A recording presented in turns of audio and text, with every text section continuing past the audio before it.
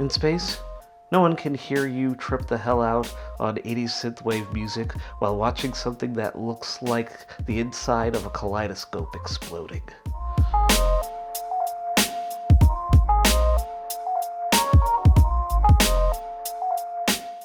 Listen, I'm not going to lie to you and suggest that you should watch Blood Machines for an engrossing story or well-developed characters, but if you've got 50 minutes to spare and a desire to watch some enthralling visuals paired with a retro cyberpunk-inspired soundtrack, then this just might be something worth checking out. Billed as a cosmic opera, Blood Machines is a story about two space hunters, Vaskin and Lago, who search the galaxy hunting for spaceships that are corrupted by rogue artificial intelligence. If this feels a little bit reminiscent of Blade Runner, that's completely deliberate. Forcing their latest bounty to crash land on a seemingly deserted planet, the two men encounter a small group of priestesses led by Corey, who seek to release a female spirit from the wreckage, quite literally a ghost in the machine. As the spirit ascends into outer space, Vaskin and Lago decide that they are going to give chase and try to capture this entity. As I've already said, it's very important to go into Blood Machines not expecting this to be a complete or coherent narrative. This is more of an exercise in combining visuals and music, as this is another collaboration from the duo of French directors who operate under the title of Seth Ickerman, as well as French synthwave artist Carpenter Brut. And this would be a continuation from the music video that Seth Ickerman produced for Carpenter Brut back in 2016 called Turbo Killer. Anyone familiar with this video knows that the visual influences for it range from everyone from Dario Argento to George Lucas, Tobe Hooper, and Ridley Scott,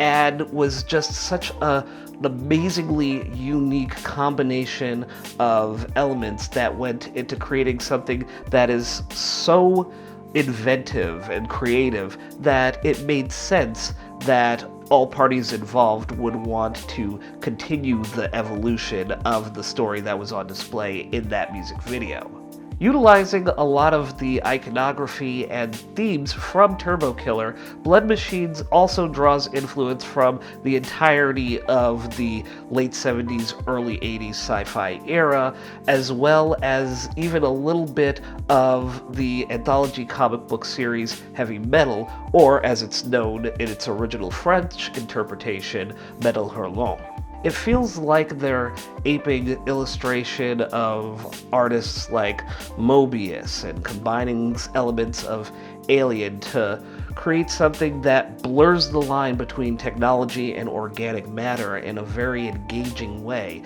and it's kind of ugly and beautiful to witness at the same time. There's this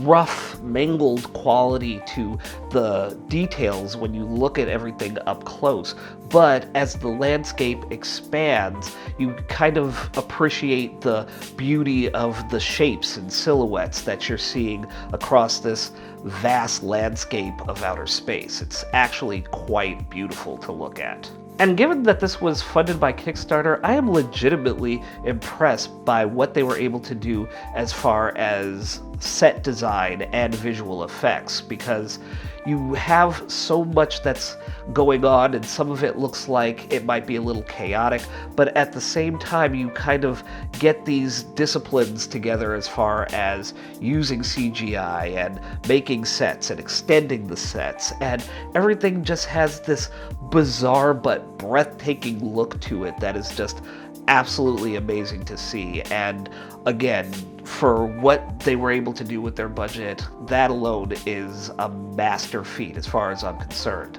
And all of this is only accentuated with the gritty grindhouse look that they give to everything, where you see the film grain and the scratches and the oversaturation of colors and the use of contrast. So you definitely see what era of filmmaking that Seth Ickerman are trying to evoke with the look of Blood Machines. There have been a lot of recent horror and science fiction films that have definitely tried to emulate this aesthetic, and mostly it's been for nostalgic purposes, but I feel like this is one of those examples where it's definitely pushed to almost the extreme end of the spectrum and done so successfully in terms of tying it in with what little story there is. And if that's not enough for you, there are a crap ton of titties in this movie. Seriously though, there is a lot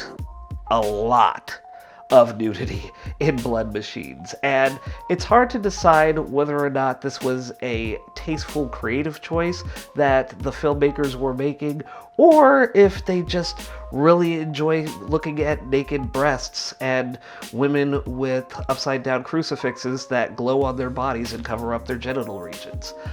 I've struggled trying to understand the French, and maybe this is just one of those times when I have to let them have this. Now, I certainly wouldn't fault anyone who found this element of Blood Machines to be massively exploitative, but I could also see the argument being made for its inclusion. The lack of narrative and character depth doesn't necessarily preclude Blood Machines from its more thematic aspirations, as this all revolves around female spirits being freed from technological husks as they are being hunted by men who seek to control them. Just think about all the times in real life when women demonstrated and protested things like sexual assault and censorship by baring their breasts just to get their point across. And if nothing else, the French! Their artistic depictions of historical revolution rarely feature women unless they have one of their titties hanging out. Bearing this in mind, Blood Machines is totally on brand for France, and I feel like it's definitely not the first to explore this idea within the realm of science fiction, but with a 50-minute runtime, it's not terribly interested in exploring that ideal in any explicit detail. And I'm not even going to touch on the acting performances in this from the cast, because I don't want to spend time knocking a group of actors for whom English clearly is not their first language, especially when the true star of this is the music of Carpenter Brut. Ranging from pulse-poundingly energetic to understated and sinister with an undertone of dread, this is definitely capturing the trappings of cyberpunk as a genre and really setting the tone for the story that's playing out, as minimal as it is. The score perfectly encapsulates the whole concept of high-tech versus low-life, as we experience this exhilaration and wonder with being able to travel through the cosmos, but at the same time, there is that cold, unforgiving vastness of outer space that reminds us of our own insignificance as human beings. In short, Blood Machines is not going to be for everyone. It's definitely not for kids, because titties. But if you're a grown-ass person who grew up loving films like Blade Runner, Life Force, and The Black Hole, if you're still rocking out to 80s-inspired synthwave music, then Blood Machines just may be the nostalgia trip that you've been waiting for and didn't even realize it. The film is currently available on Shudder in 3 parts, as well as on Vimeo on demand, so do yourself a favor and stop wasting time and give it a watch. Hey guys, thanks for watching. As always, if you've got your own thoughts or opinions on Blood Machines that you would like to share, go ahead and leave a comment in the section below. Don't forget to hit the like button, hit the notification bell, share this video with your friends and family, and if you'd like to keep up to date on more At Random videos, you can go ahead and click the subscribe button right over here.